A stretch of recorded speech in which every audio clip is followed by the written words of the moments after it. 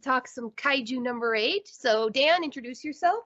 What's going on, everybody? I'm Dan from Dan Exclaims. I talk about Kaiju number 8, and I talk about My Hero Academia and its spin-off My Hero Academia Vigilantes. So, speaking of that perfect merging, the Defense Force could not identify, even once they knew, they could not physically identify that Kafka had a Kaiju within him, except by essentially knowing where to look and looking really hard. And that is well before we've even reached this current level of merging. And so kind of circling back to the Kikoru and her Kaiju ESP thing, what do you think of the theory that because for instance, had Kafka been asleep when the Kaiju found him, it's entirely possible that he might never have figured out what happened.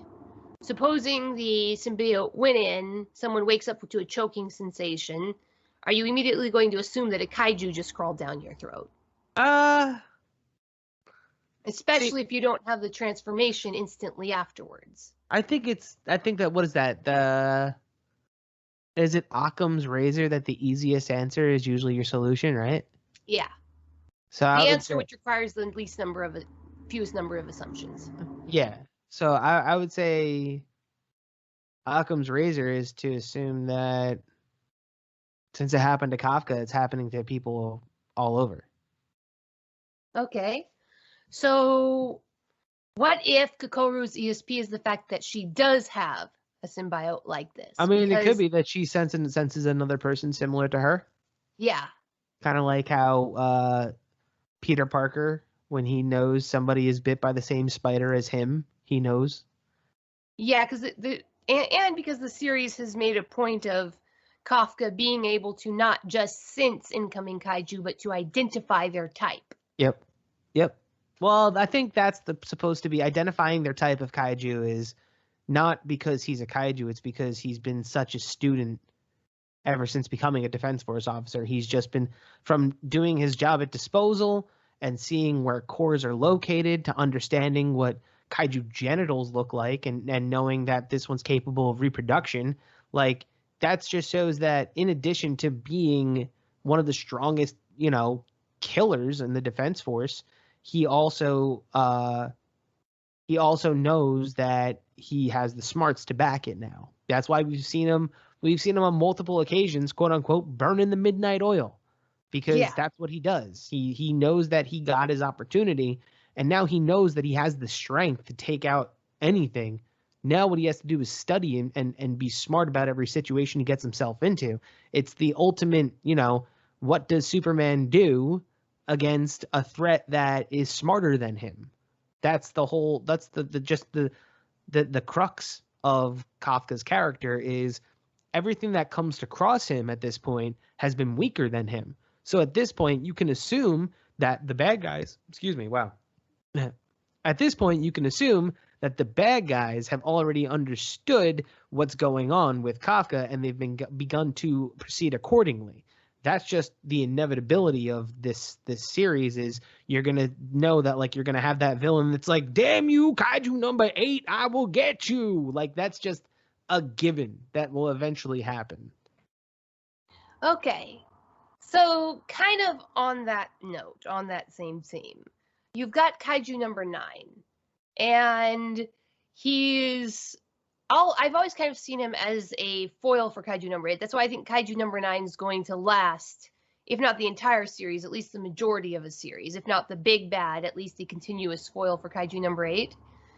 And even more so after this chapter, because again, Kafka's thing is he's constantly learning, constantly expanding his knowledge base, constantly adapting to the situation. And now we get it's not like we didn't know this before about Kaiju number 9. From the beginning, he was a scientist, a studier, a student. Only now we find out that he has an actual word for this, that this is a goal that he goes out to do. He's actively learning. And that's his, not only his modus operandi, it's his raison d'être, I think it's called. So his Kaiju number 9's reason to exist is to learn and study humans in the same way that Kafka learns and studies kaiju. Which means that what he sees automatically gets sent back because they're a hive mind. So everything that he sees and learns automatically gets sent back to the people in charge. Does it? That's what I would say, because that's the only way that certain things were able to be that's why I'm saying that there's the number 9, that number 9 has multiple bodies, and yet he cares about preserving the individual bodies. I think he's more of a USB than a Wi-Fi router. Okay. So because specifically I'm saying that because in this chapter, so spoilers, the kaiju number 9 that we see fighting Kafka has to call for help, and automatically calls for help without even thinking about it. So the kaiju number 9 does not assume that the other kaiju number, that Beta would automatically know that he was in danger. So they have to put out effort to communicate. They're not constantly sharing information. So they do have to communicate. And then Beta says, not now, I'm learning. So the process of learning is necessarily more important than one individual body. So, well, my guess is would be you have a clone situation. Quite possibly. So, but the clones relay back to a central point, but they can't relay to each other. It's kind of like, you have A, and A gives out B, C, D, E, F, G, whatever, and they can't communicate with one another, but they can communicate with A because A becomes first. This is true. So whenever the clone gets dispelled, all of the information, all the things that they've learned immediately goes back to that body. That's the Naruto theory. Yes, but the series made a point of the fact, the several panel points, that Kaiju number 9 did not remember Kokoru. And the only time Kaiju number 9 would have been able to remember Kokoru was from the Tachikawa base application scene, where the Kaiju number 9 body that shot Kikoru dissipated on its own time frame and of its own free will. So if ever there was a situation where a body was going to dissipate and then take the information back to the alpha, that should have been it, because Kaiju number 9 wasn't rushed, wasn't injured, wasn't damaged. The body just went turned to dust. So if they automatically download when they dissipate, Kaiju number 9 should have recognized Kokoru. It should have been like, oh yeah, you. Instead it was, who are you? But what if the clones don't get to share the same brain as the main? Each clone only has enough information to absorb, not to retain. Yeah, and they're only given the information. That's possible. So okay. When the main body is sitting there, because we know the main body is taking identities. It's sticking and moving. It's not staying in one place. It's killing people and taking. Do we know because we saw him taking identity. That was the main body, or was it just a body that had critical information and needed to return to the main body? I mean, we saw that he just got the nearest person with the car. Yeah. So it's unless that's a temporary body and he was just using that because that person had a car to get out of there real quick and to change his identity from the disposal unit person. So I have a whole theory about this based on the fact that Matsumoto's science has been really, really good so far. Really, really good. That kind of fungus, the solid bodies that you see above ground, are all temporary. The real body, you never see it. Okay. The real body does have a tremendous amount of mass, but it's a network of fibers that extends underground. So we're saying that this could be possible that Kaiju number 9 is actually the main bad guy of the series, but what he's doing is sending out different retainable copies of itself onto the surface to learn about the people that are above. That's how he was able to create sentient speaking kaiju, is because he sent up kaiju that would eventually start learning from the people above, and he creates living sentient kaiju that have cores and function as a traditional kaiju that the Defense Force would recognize. But then it still doesn't beg. How do you have the theory of the kaiju that merges with Kafka having the one goal of kill Kaiju? Is it because it was like an empty slate Kaiju and it merged with Kafka, and as it merged with Kafka, it took Kafka's main admiration, which was at that point kill Kaiju. So as soon as it goes inside of that inside of Kafka's body, they're essentially their goals align because that's Kafka's main goal, kill Kaiju. So it like imprints onto his particular Kaiju, but at the same time, it's kind of hammered home that Kaiju like specifically went for Kafka. It said found you. So like it was that's my main. You've got like in my brain, you're dealing with like 3 different issues here. Why did it seek out Kafka? Why does it want to kill Kaiju? And is it even connected to Kaiju number 9? Was it one of Kaiju number 9's spawn? Because I think you've brought up multiple times. We have no idea we have no idea how many Kaiju factions there are. Nope. If there is Kaiju Sapients, it is almost a given based on how Sapients work that there are Kaiju factions. Uh-huh. The only way there wouldn't be Kaiju factions is if it was like every Kaiju for himself, so an infinite number of many factions. Which could mean that like Kaiju number 9 is just like that local, crazy that all the Kaiju were like, oh god, he sent more people up there again. Oh man, like is that like I don't know if that's your thing. Like I had actually never considered that particular angle before. It's like I went to school the other day. It's like it's like it's like went to the local 7-Eleven the other day. It's like it turned out Jim sent about 7 Kaiju up to the surface. Really? Again? Like So, but anyway, really kind of circling back, my main concept for why I think Kaiju number 9 exists more. The progenitor of all the Kaiju number 9s that we've seen exists underground, is that the Matsumoto made a big deal about tracking the origin and whereabouts of that giant fungal type Kaiju. So it emerged from the trench, it traveled underground, burst out of the ground, and the 3rd Division was on it like white on rice within a few hours. Yeah. Then we see Kaiju number 9 explicitly say that he cannot afford to regenerate more than a handful of the relatively tiny spawn.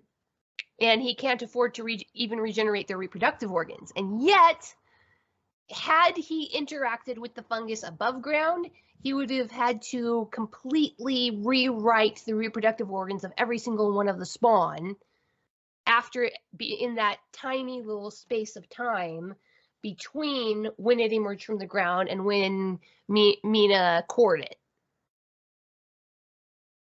So given what we saw Kaiju number 9 say, and given the time frame that the story was very, very explicit about, there's no way Kaiju number 9 could have modified that giant Kaiju without completely draining himself to the point where he wouldn't have been able to go after Reno like we saw him do. So the only time frame that Kaiju number 9 could have modified that was before it reached its reproductive stage underground while it was traveling underground, meaning at least some portion of Kaiju number 9 had to have been underground at that point. Oh. And when Kaiju number 9 comes to take out, I still am not sure whether he was directly going after Kaiju number 8 or Kaiju number 8 was just a bonus feature and he was going after Gin and the numbers weapon 1. But he does it by parasitizing a Kaiju species that only lives underground. Okay. So based on the fact that Kaiju number 9 had to, given the time frame, I think it's pretty much given, Kaiju number 9 had to have altered the giant class fungal Kaiju while it was still pre-reproductive, traveling underground. And then it went after the ant Kaiju coming up from underground. I think those are pretty solid evidences for at least one spare body of Kaiju number 9's underground if he is not a full-on mycorrhizal fungal network. Yeah, if he's not like the thing that encompasses the entire like close to the core, he's just like the second largest living being on Earth. Exactly. Is this type of creature that I am proposing. The largest is the aspen tree Pando. but the second largest, it's under New England somewhere. It's a giant fungus that spreads out under the entire infrastructure of many, many different cities, Sounds and it delicious. sends up thousands and thousands and thousands of bodies every year. But those bodies are not it. That's spooky. And that is exactly the kind of creature that Matsumoto has consistently depicted number 9 as being. A A weird fungal. fungus. Yeah. Yeah, exactly. And we've seen a huge fungus, kaiju literally burst Yeah. out of the ground. So that's kind of my thoughts on Kaiju number 9. I see him as I don't know that the thing that spawns all these Kaiju number 9 bodies is the big bad. I really have no opinion on that one at this point. I just don't think we have enough data to know. And so, but if I totally see what you're saying about the number of chapters, the length of the series, and the fact that the big bad will be revealed soon. Yeah. So I have no idea if it's going to be the number 9 progenitor, but I definitely think that the number 9 progenitor will continue to. I don't think number 9 is going to be off in the next 3 chapters to make way for the big bad. I think number 9 is too much a mirror of number 8. And in that, as Kafka continues to grow and change and realizes his full potential, we will get corresponding development from number 9. Well, yeah. Yeah. I definitely think that's going to go on pretty much for the rest of the series. Exactly. There's Whether going to be or not. whether or not number 9 ends up being an ally, or whether or not number 9 ends up, consistently being the bad guy for the series. There's just a lot to be said, and there's a lot to be done. And in 47 chapters, you really can't. In 47 chapters, that now isn't 3 weeks in a row and one off week. Now is a bi-weekly manga. There's not going to be a lot of ground covered in a lot of time now because of the volume of manga not coming out anymore. So there was 3 chapters a month. Now there's 2 chapters a month. So opposed to 6 to 4. So now you're gonna the story's gonna slow down more, and you'll probably see, like I said, around chapter 60, 65, you'll get like the main bad guy will show up and be like, "Hi, I'm the bad guy." Okay. This conversation just made me had a thought.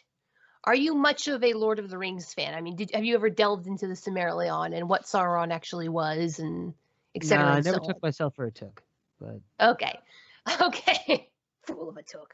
Okay, so you have look. You know who Gandalf is, basically, right? Yeah, mortal elf doesn't really have a real form. Da da da. Yeah, and you know who Sauron? Well, he's the big good, basically, the big wise wizard. Yeah. And Christopher Lee is and he wanders the world.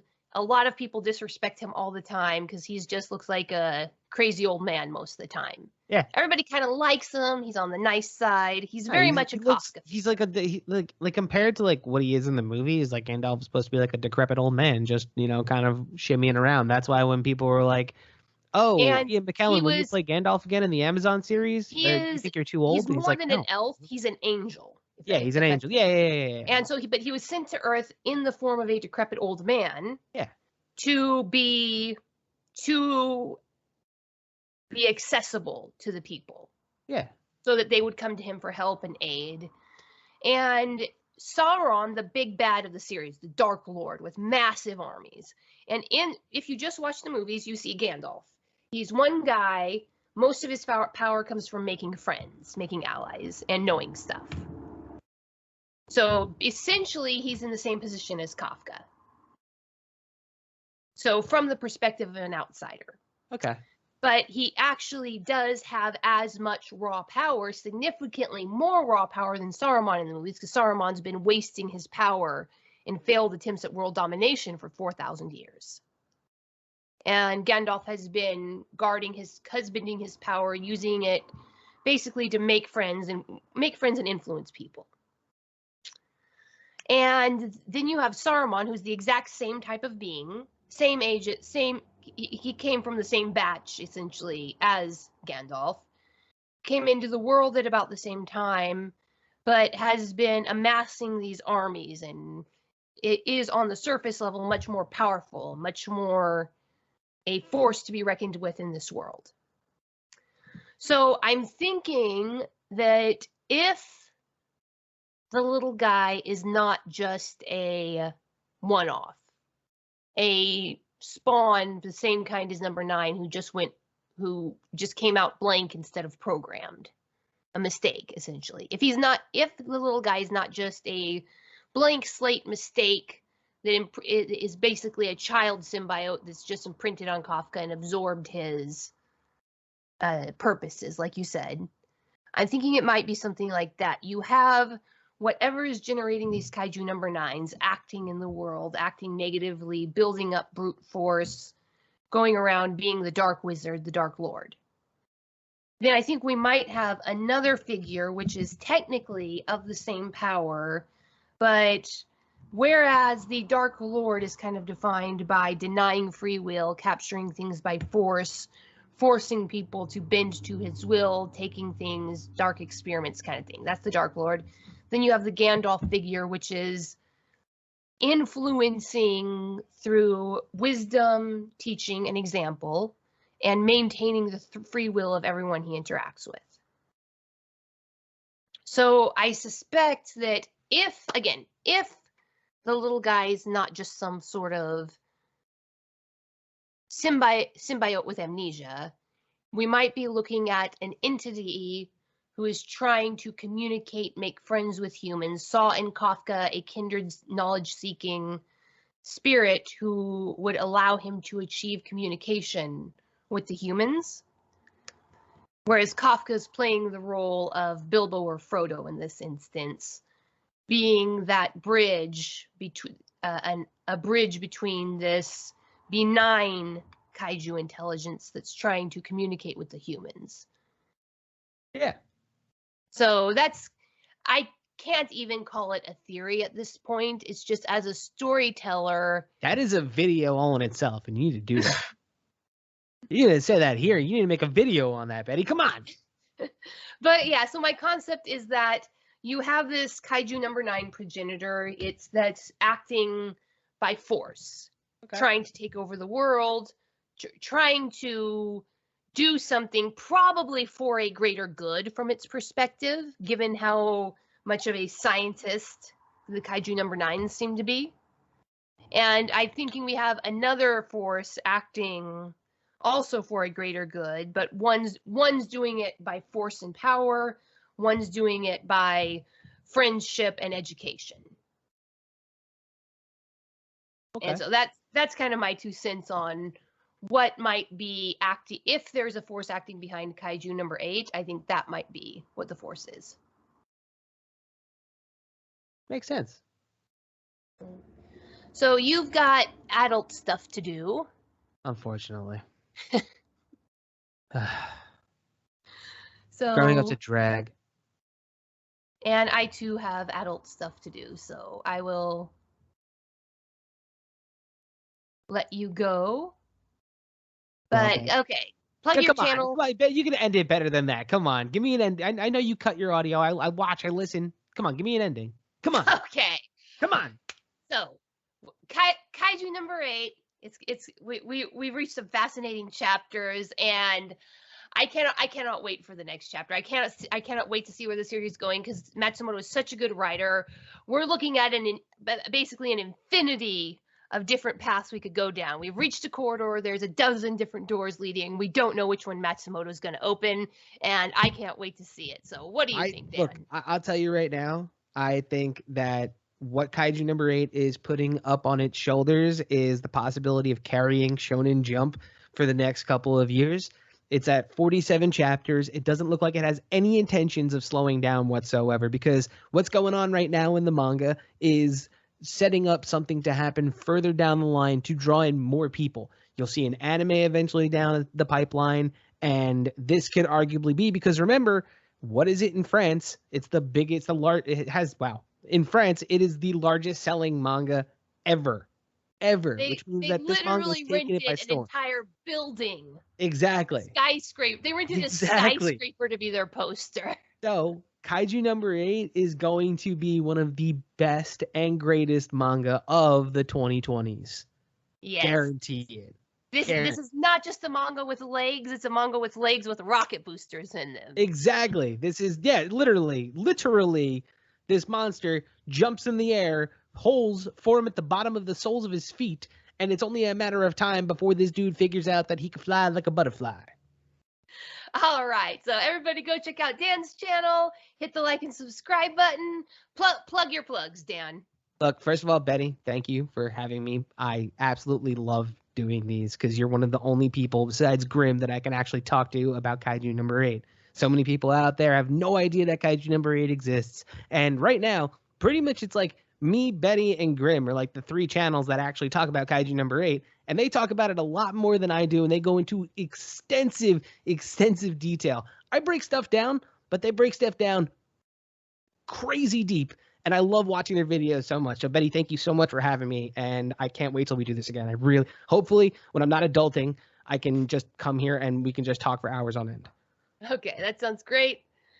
Peace out. All right, catch you later. Humans Are Weird. We Took a Vote.